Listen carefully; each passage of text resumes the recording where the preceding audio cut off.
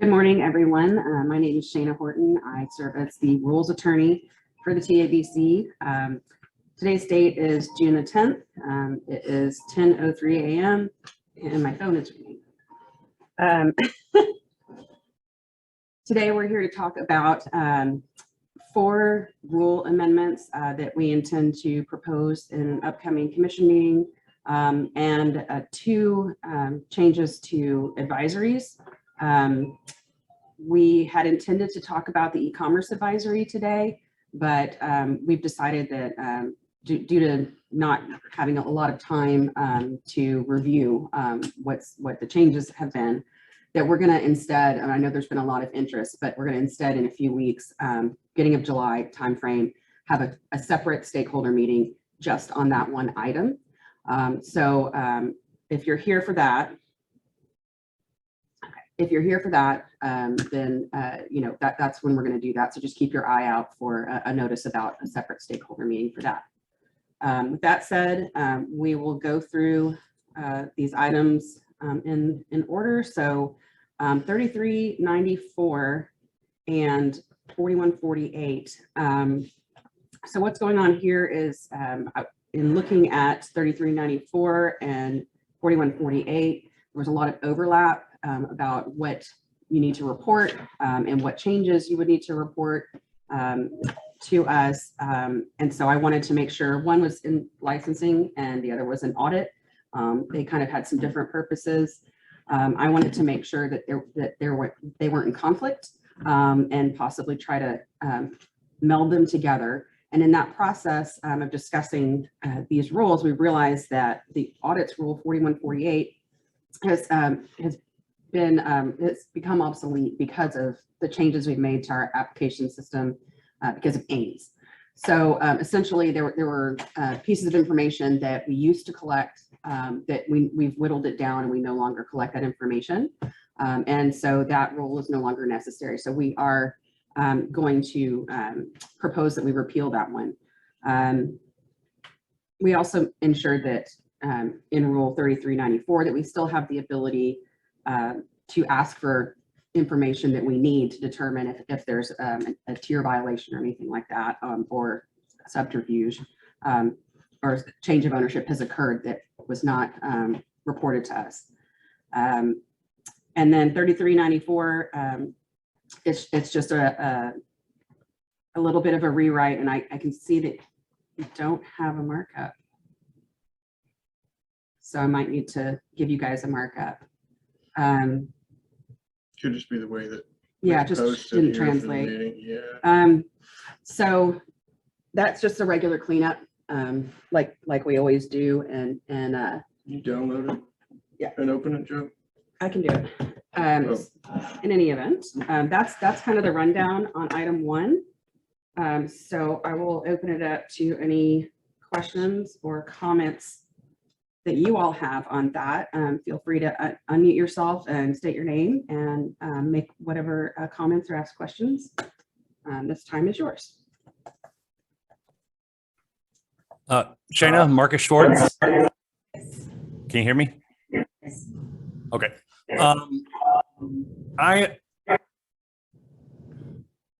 The issue I have with this as written is that, and I know this is not intended, but there almost seems to be a double standard in that with the introduction of AIMS, a lot of application information has changed and is no longer asked for. And it's written as if there's a change on the original or a new application, you have to file. And so, for instance, owner of property information, the old forms asked for more information than what's now asked for in AIMS. And so it would be difficult to comply when AIMS doesn't even ask for all that information. We'd almost have to file both in AIMS and email licensing with paper to comply with the rule as written. And I know that's not the intention, I don't think, but I just mentioned that it makes compliance difficult, I would say, by the letter of the rule as proposed. Okay. I'll take a closer look. I mean, obviously, we don't want the information that doesn't go into Ames is essentially the point. I understand. So, I'll look at it, and I think what you're saying is that if it was an old, like you've had your license for a while, then it was on the old forms, Right. then, okay, I can fix that.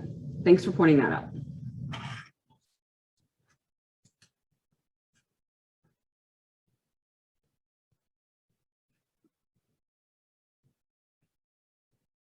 Would you like me to bring up board docs? He says the markup's in there. It says markup, but it's not marked up. Yeah, on this other copy. Oh, sure.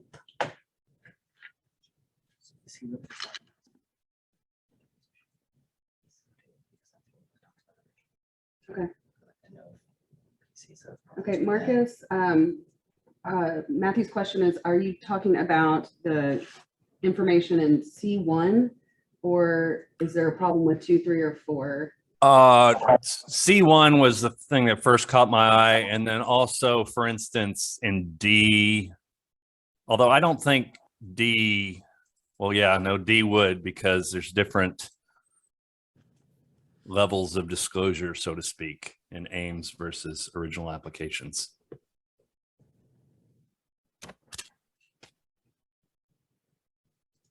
Okay.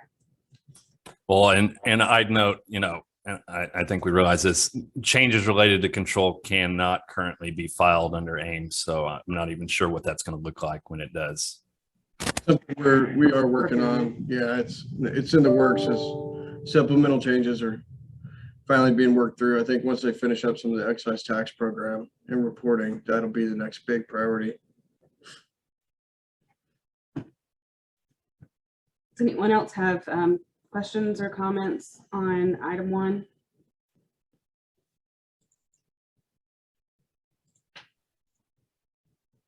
Hey guys, Dewey Bracken here. I would just echo what Marcus says on the, let me try to find the specific proceeding or the specific section. There's that chain of reporting control, right? In the old days, you'd go 3 levels of officers and directors and 4 levels of shareholders, and Ames is really only getting 1 or 2 levels. And so, and I apologize, I'm trying to find the section where it talks about that, and I'm not seeing it in 4148. Let me get back in there. But just generally, I mean, I almost think, I know it needs to be cleaned up, but I almost think we got to wait until Ames is cleaned up before, so they match up. I think that's our big concern, is there's going to be 1 level of reporting if you follow the rule, but that may or may not match up with what Ames is asking for. It should match. I mean, that's the intent. So I think we can do that. I think we can achieve that before we do get that functionality in Ames. I think we can achieve that consistency between what's in the rules and what the Ames is going to ask for. But I'll keep that in mind and see, if I think that's going to be a problem. But I really do think that we can match it up. And I'm not sure if you're talking about C3 too, but maybe we could touch base after, and before we finish this thing up, we'll make sure we're on the same page. Yeah. Okay. Marcus. Thank you, gentlemen. Okay. Anyone else on item 1? All right. Well, then I'm sorry, Dewey again. Just to be clear, 4148 is going to be repealed altogether, correct? that's what we're proposing, yes. Okay. I think that if you look at 4148, that's where it has, if you're reporting a corporation and it's owned by another corporation and owned by another corporation, that type of thing, which is going away altogether. So I guess to that extent, to the extent 3394 is going to match up with the Ames, I agree that hopefully it'll all comport with each other. Okay. Yeah, we'll take care to do that. And again, make sure we're on the same page before proposal. But yeah, that's the idea. 4148 was kind of audits rule, and as opposed to the licensing rule about what you need to put in your application. And that's just it's all been whittled down very intentionally. So that rule wasn't very well written in the first place. So Well, I do agree that you kind of had dueling rules, right? Because you had one for MB 4148 and then the other reporting changes that applied to everybody, and it wasn't clear which trumped the other. So I think that part's great. exactly. It was confusing to me, which is why I felt like we needed to take a close look at it. And in doing so, it took us a while to get there, but we realized, we can do without 4148. We can rely on 3394 to get whatever information it is we need. If we think we need to drill down, we still have that ability under, a statutory ability, but also under 3394. So that's the idea. But yeah, if you're taking a look at it and you think we've left something out or that needs to be in there, let me know. But otherwise, yeah, we're hoping we can just scrap that one and everyone will be under one rule for reporting changes. I mean, I would just say, and again, it's just a corollary, and you guys have, in a manner required by the commission. But let's say this, and this rule may not go into effect for several months, and hopefully the Ames update principal parties will be online by then. But, if it's not, do you guys want this in email, or how do you, formal filing, just something else to think about as far as dovetailing those two? Because, just so you guys know, what we've been doing is sending emails in when there's been changes of control, just to the main licensing email, just as a bookmark. And then, depending on who looks at it, it's usually, hey, just, noted, but whenever Ames is ready, you're going to have to go back in and add this in. So there's probably, 9-10 months of cleanup that people are going to need to do to get this stuff filed in Ames, if that's subsequently what's required to do. But just be thinking about, there's 9-10 months of changes that have been going on in the background that may or may not have been reported via email, and are likely going to need to be cleaned up by the industry and y'all. We do prefer email until we know we have the functionality in place. So Right. Yeah, that's you're doing the right thing by sending it to the licensing email. And I hear what you're saying about, when this rule goes into effect, a lot of folks are going to need to get in and change things. So we might have to do some sort of outreach, industry outreach with our comms team to let people know when we have that functionality. Here's what you need to do if you've had any changes over this time period that you haven't been able to report. So we'll have to make that a communications team job and make sure everybody knows what to do. And yeah, but the email is the right way to go for now. And we wish it was already up, so we apologize for that. Sorry, but this is just the stopgap, and hopefully we'll get up and running soon. Understood. Thank you.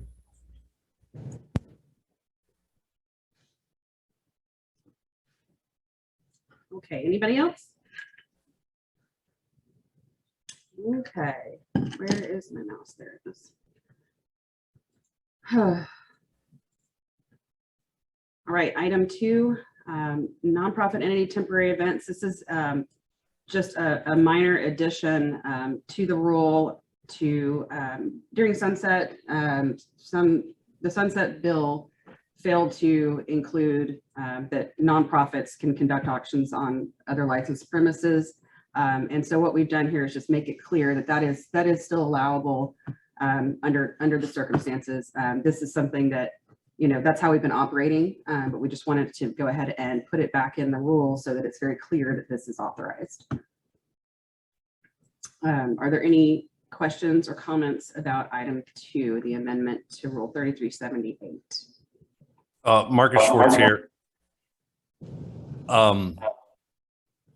So I appreciate this, and I see this most often in, hotel ballrooms, right? That happens to be licensed by the hotel, and some nonprofit charity wants to do an auction there. And so, that it seems like the hotel's not going to need to re-diagram their premises, so to speak, to allow the charity to come on. So that's all good.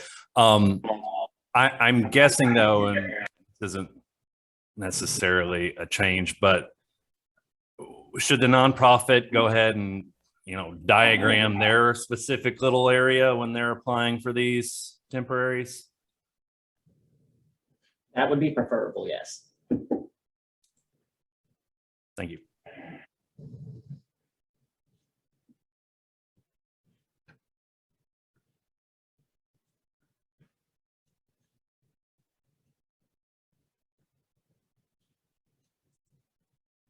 Anyone else on item 2?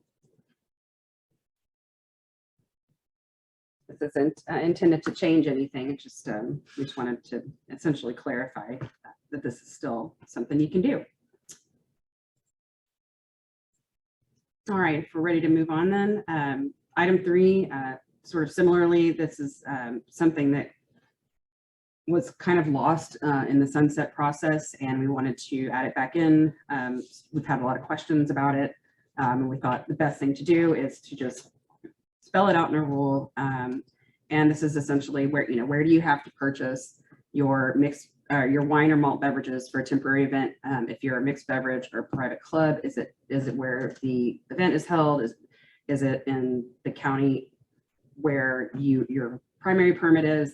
And so this doesn't change the way we've been operating. It's just putting into rules so that it's very clear, and people will have that information when they're going about setting up their event. Any questions or comments on item 3? Marcus Schwartz. Spirits, are we treating it differently than wine and malt beverages? Marcus, we're trying to kind of adhere to what we had done in the past, and spirits are different. They're going to be purchased from home base, if I'm reading the rule right. And if my memory serves me correct, spirits are going to be purchased just like they were with catering certificates in the past, where you actually had to buy them within the county for which your package store is at. Otherwise, we'd end up in a scenario where people would have temporary events in other counties and they'd buy a bunch of spirits from another package store and maybe bring them back, and that caused problems. Not to say that, if we don't have some giant event that is in a county where there isn't a package store or something like that, or transportation becomes an issue, we won't look at it like we have in the past. We'll still look at those kind of instances, but generally spirits are going to be bought in the county where the primary permit's issued. Hey, Go ahead. I mean, I agree with you. Obviously, that's, the Gene Bowman rule, in my experience, is right. You got to buy the spirits from the county in which your permanent premise, but you got to buy the beer from whoever's got that territory, right? So if I'm in Amarillo and doing an event in San Antonio, I got to buy the beer from the San Antonio guys and truck the booze down from the local distributor in Amarillo. Right. I mean, I think, and again, like you said, there's exceptions. I think it's a good idea to build in some exceptions on a state like ours, right? When you're going to truck it 8 or 9 hours. I also think there's a really good argument that if you look at the, what is it there in chapter 28, that if you get a temporary for San Antonio, right, that's your premises. And so you could buy from the local distributor at your temporary premises in San Antonio. I think there's some flexibility in that statute to be able to do that. All right, we went back and forth, Dewey, on this for a while, really. Multiple divisions kind of going back and forth on the pros and the cons. And no matter what we do, it's going to be a double-edged sword unless we, have a little flexibility and common sense that we want to make sure we maintain. But, let's see what kind of feedback we get out of this meeting. And if, you know, that was kind of, in the end, we said, okay, here's what we're going to do. Let's propose it this way, which is kind of in line with the way statute was prior to sunset. And that was kind of our intent, because we definitely looked at, should we make it easier to just say, you just buy it in the county for which, you know, the temporary is going to be in. And we do that way for beer and we do it for wine and spirits. You know, wine doesn't really matter as much as spirits in terms of the way territories work and who covers what in counties. But we went back and forth. We figured we'd propose this. If we get some pushback and, you know, folks really think it'd be a better idea to allow spirits to be purchased in the county for which the temporary is held, using that argument that you're using under chapter 28, it's definitely something we'll consider. Yeah, it's that 2807A, right? All distilled spirits sold by a holder of a mixed beverage must be purchased from a holder of a local distributor's permit in the county in which the premises of a mixed beverage permittee is located. So is the premises in which a mixed beverage permittee is located, like, you know, the permanent, or is it, I mean, arguably, right, the temporary is their premises, right, for that event. So I think you could read it either way, but that's why we went back and forth, Dewey. I mean, we definitely did. So we kind of figured status quo, we put it in writing, and then we'll see what kind of pushback we get. So you guys could just consider the flexibility thing and write the Amarillo to San Antonio. Does it really make sense for somebody to truck it from Amarillo to San Antonio and back? maybe that's what we do. Is Probably not, but maybe that's how.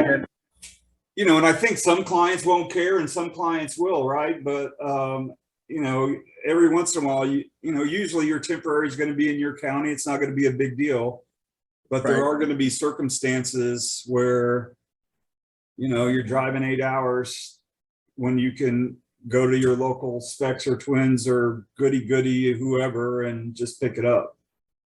I mean, I think about some of those major golf tournaments and you know, music festivals, things like that.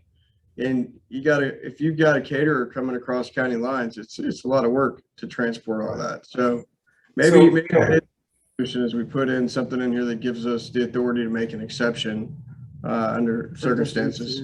I think that would not tie your hands. So yeah, consider that, please. I think that's safer. That way it's clear we got authority and we don't have to just, the field and everybody across the board knows there's a little flexibility there that way if we do it in the rule. So, okay. Excellent. Thank you. Thomas, this is Bill DeFore. Can you hear me? Sir, how are you doing? I'm doing great. I will comment on golf tournaments. The Dell Match Play, we've always had to use a caterer here in Travis County. We did have a situation where the caterer was in Houston one time, and it was like a cluster to get everything over here. So, I mean, so, I mean, I know you're say if we get pushback, I mean, these big events, you just never know. And to me, it should be wherever you get one product, you should be able to get them all. I mean, to me, it's confusing. But anyway, that's my comment. Thank you. Thank you. Mr. Hill, you have a question? Yeah, Kyle Hill, Martin Foss Hill. Y'all hear me okay? Yeah, shoot, go. So mixed beverage permittees are also authorized to purchase malt beverages from breweries and brew pubs that are authorized to self-distribute, and wine from Texas wineries. I can read this, if you didn't know that, with a must in B to indicate that the only source for beverages would be from a distributor or wholesaler. Maybe Gotcha. Something to figure into the rule, not to, I don't think the intent is to cut out their ability to purchase from self-distributing breweries and brew pubs, but right, can you read that to say, if I'm just looking at the plain reading of it, that for a TEA or FUN, I can only buy from a distributor or wholesaler in that county? Yeah, I think you're right. I think we need to get it added in there. This language was taken from statute that took place before sunset, before that ever, was legal in the first place. So let's get it in there now.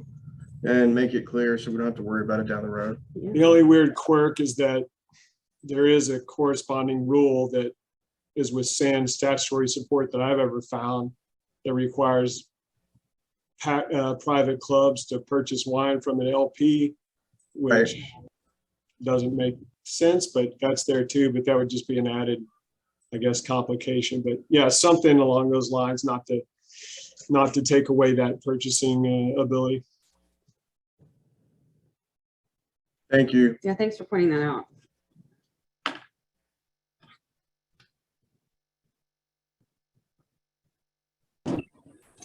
Hey gang, this is Amy. Can you hear me? We can hear you. I agree with all of my wonderful colleagues, and I would just say, I don't particularly care for exceptions. I think that what's good for one ought to be good for the other, regardless of my size and what my haul is. And whatever the decision's made, I think that it would be imperative to do a little education. Because if you call right now and you ask these questions, you get a lot of multiple different answers. So there's a lot of different things going on out there. And I just think when smoke clears, education would be really good, and maybe even put it as part of the application process so people know where they're able to provide it and get their product. We agree with you. That's what really prompted a lot of this is with our changes to the temporary permits. We're getting questions out in the field, and industry is coming forward saying, hey, I've heard this here, and, maybe something different over here. So once we get it in the rule, we're definitely going to figure out a good way to push it out, make sure all our staff out there in the field's on the same page. And then maybe we, like you said, we'll reference it in the application somewhere. Great. Thank you. Yeah.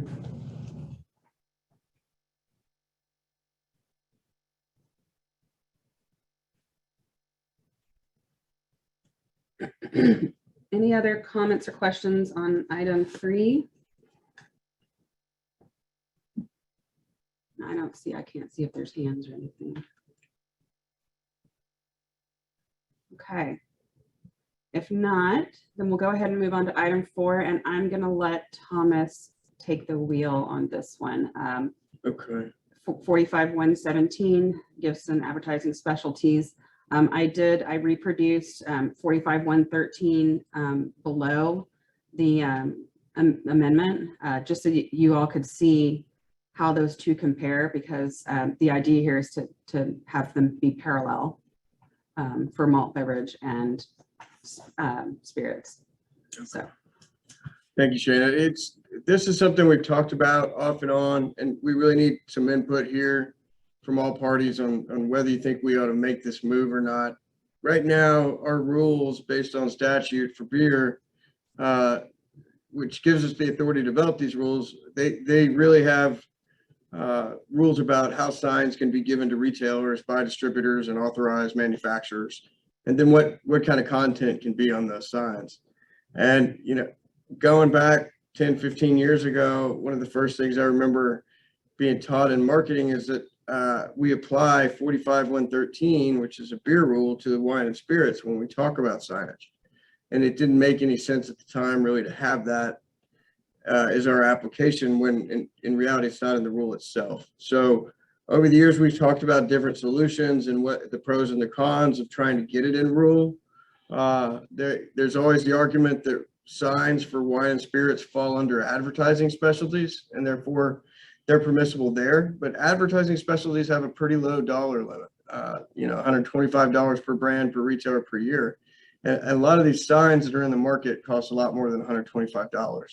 So what we wanted to do here was go ahead and take the language that we have in the beer rule that we use as guidance for people when they're doing wine and spirits, and really stick that language over here on the wine and spirits side under 45-117 and say, hey, these same rules that apply to beer, we want to make it as easy as possible. We're going to apply them to wine and spirits as well, but we're also going to stick it in the rules so that it's clear for all folks to see.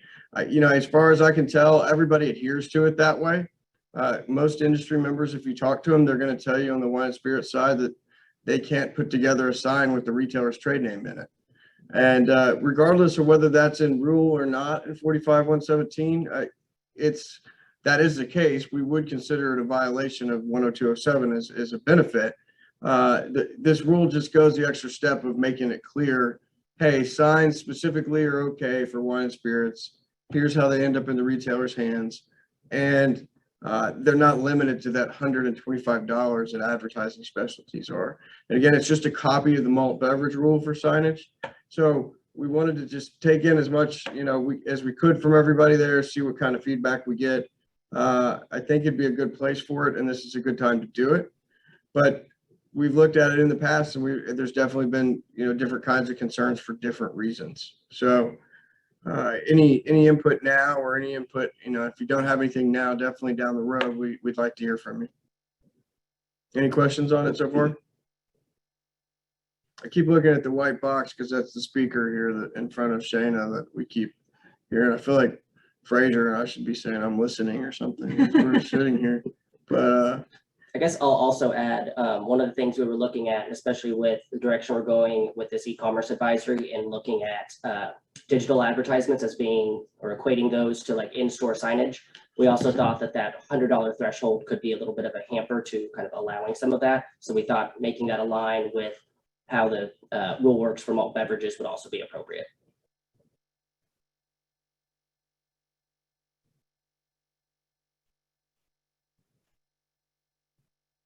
Comments, questions, Concerns. concerns, suggestions?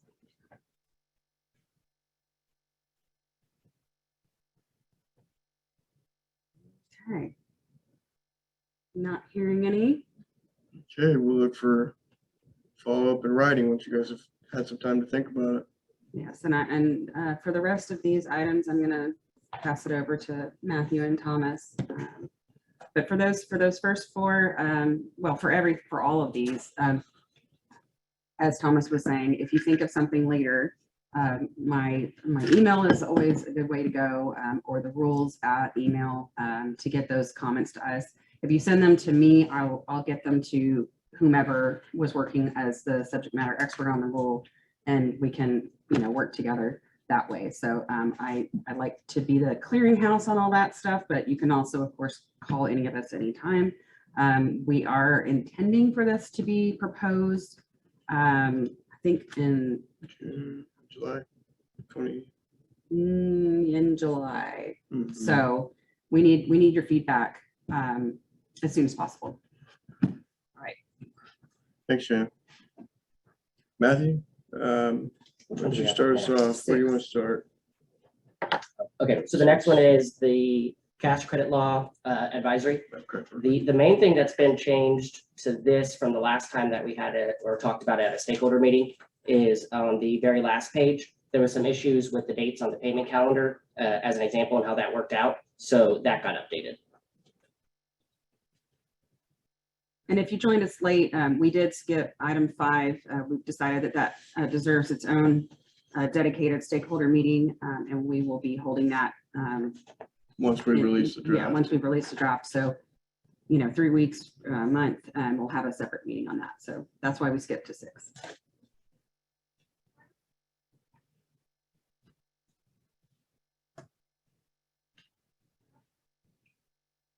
Do you hear? Nothing. Are there any hands up or anything? Okay. Okay. I think we just clarified some of the stuff that was in there. So. Yeah. Okay. Okay, the next one we have up is the advisory on infusion of distilled spirits. This one has been around for a while, and it hasn't been something that's posed any problems recently at all. So we thought about maybe it could be something that we pulled down, but if we did that, then people may think that this is not allowed. And so really, we just wanted to kind of update some of the language to make it read a little bit more easily. And then I think we added this new example to kind of give a better idea of what we're thinking about when we're talking about infusion of distilled spirits. And that example is kind of equating it to like a margarita machine that you may see if you go into like a Mexican store or restaurant or something like that, or Tex-Mex or anything. But outside of that, just again, this is just an update to kind of maintain status quo. And this isn't because we've seen any problems or anything with this. Marcus Schwartz here. And just to be clear, I know this is aimed at retailers, but I don't imagine the commission has any issues with distillers doing this for their own product on site. Like in a tasting room or something, I know that would not be an Exactly. issue. You can think about adding that in here if we need to, just to kind of make that clear. Yeah, once that product has got label approval, if they want to do that on site, we don't have an issue with it. Understood. Thanks.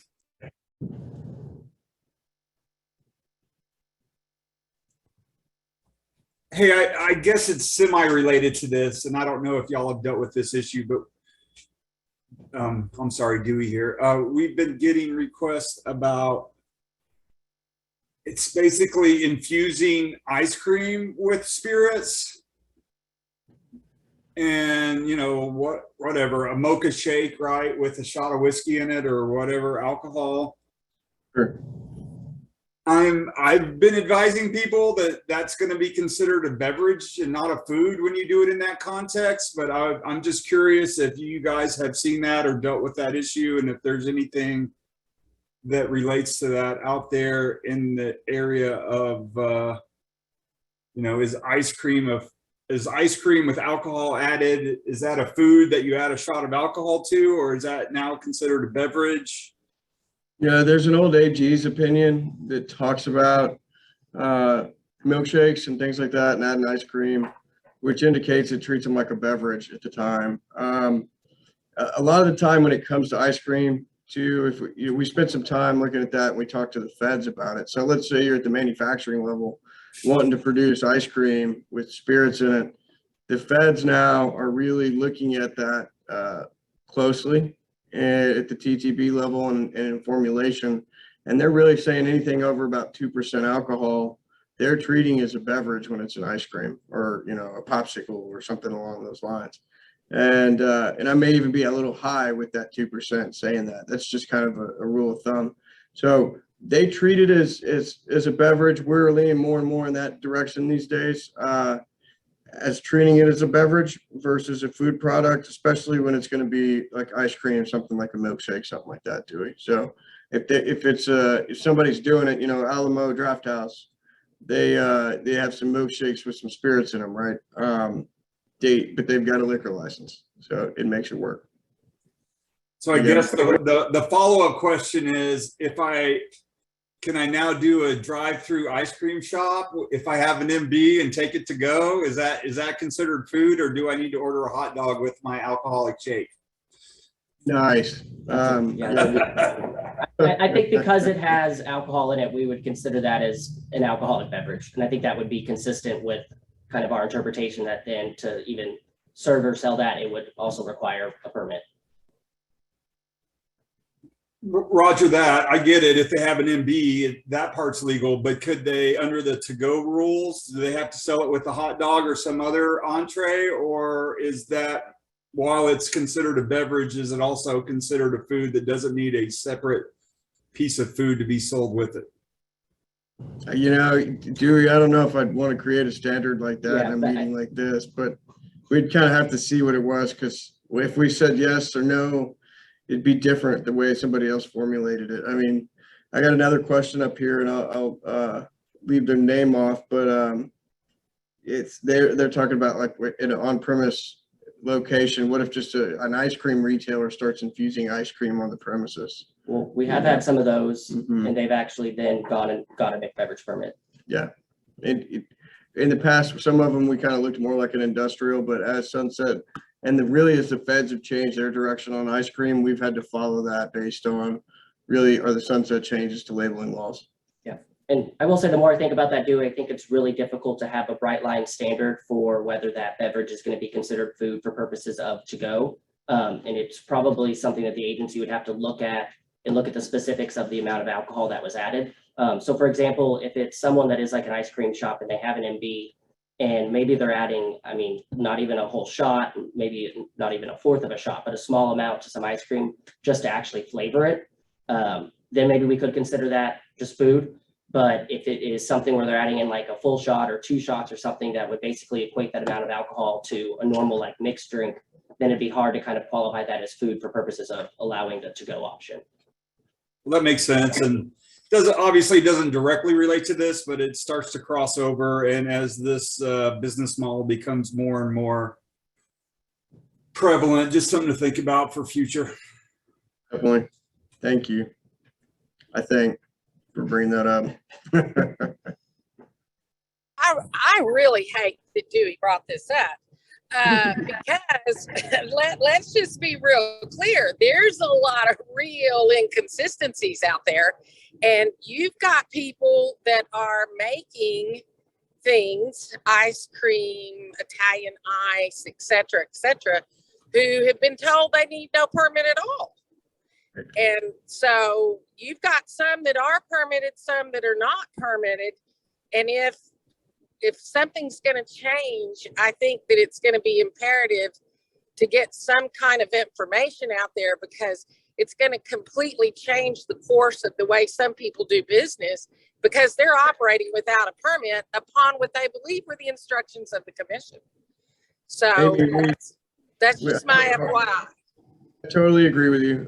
I mean, I know I've seen some of what's out there, obviously, and it's something that, you know, we're hoping some of the legislature would look at. I know some of the parties tried to get some studies done, but I'm not sure they've had a lot of traction. So this is something that's been kind of ongoing for the last couple of years, but I can say that the feds have really tightened down. And so we're having to look more at what the feds are doing there, comparing it to our law with regard to what we can and can't approve and how tight we're tied to the TTB. And that's going to have really, I think, a governing factor here. So we're going to see what comes out of the session and whether or not this is going to be a topic, because it is one that was kind of pushed towards the end of last session. But when we do have, you know, a real good firm decision out there, I agree. We need to make sure we communicate whatever that is.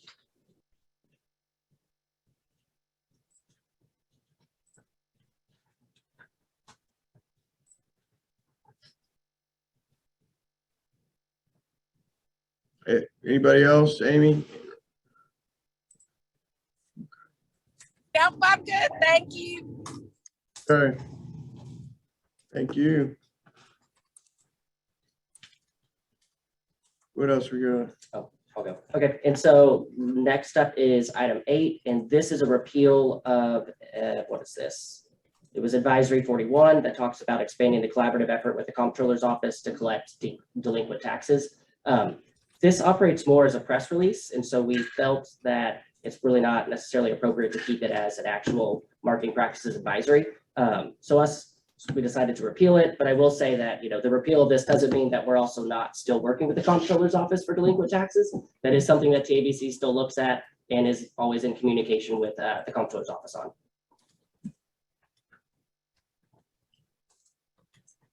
Any objection to repealing the press release about the comptroller's office?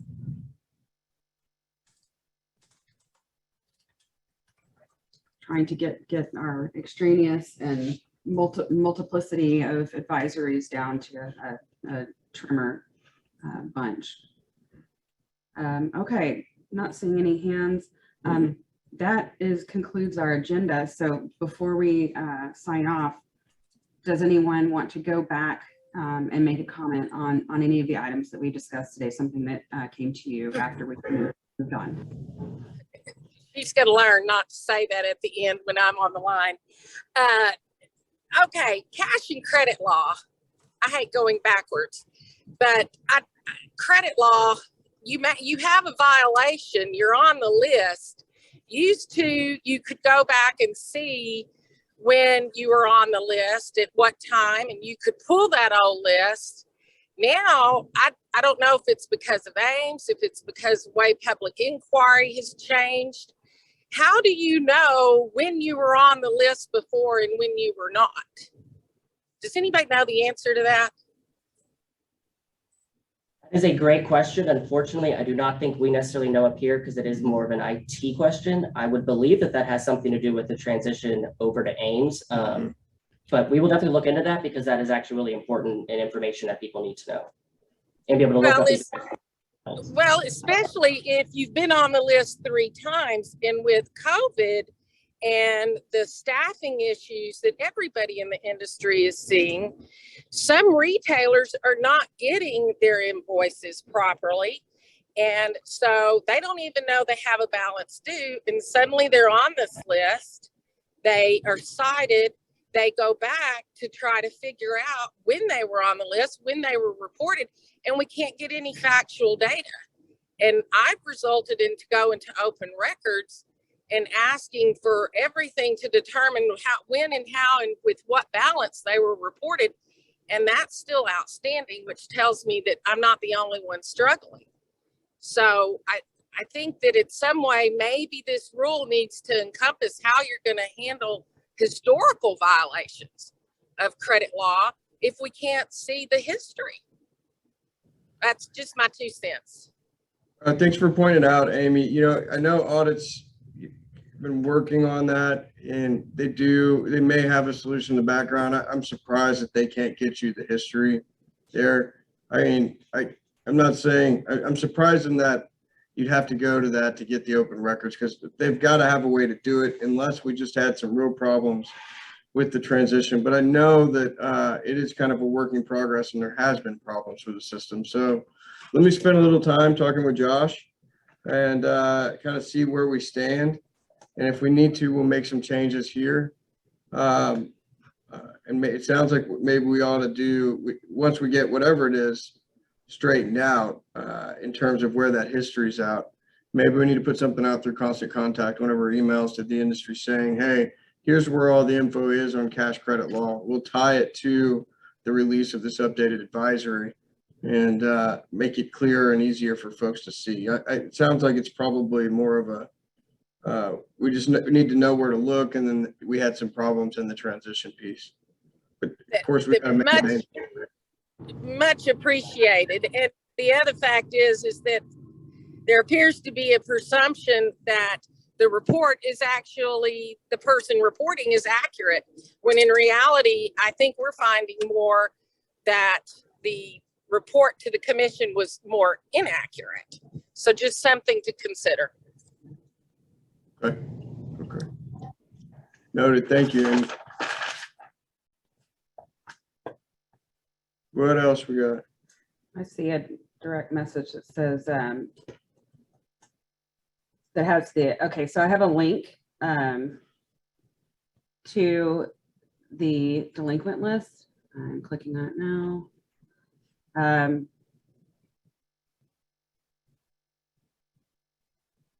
Join our mailing list to get an email on the same day we publish the list. And then there's a link for view TABC delinquent list. This,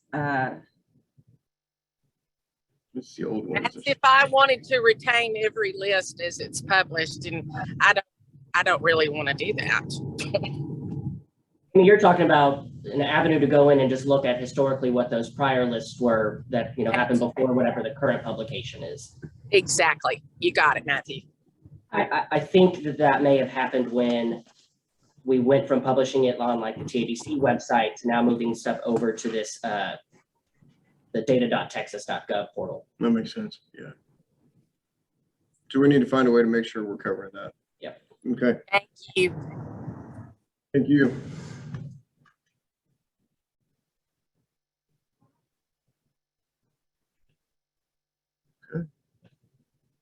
anybody else on any item?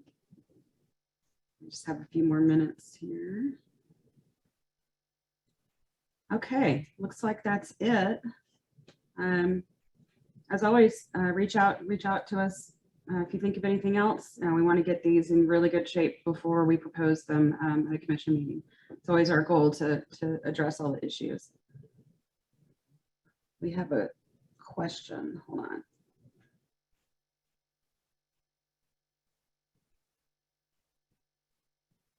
I'm not sure what this is in reference to. Boozy milkshake time it is. Okay, well, we're signing off and hope to see you all soon.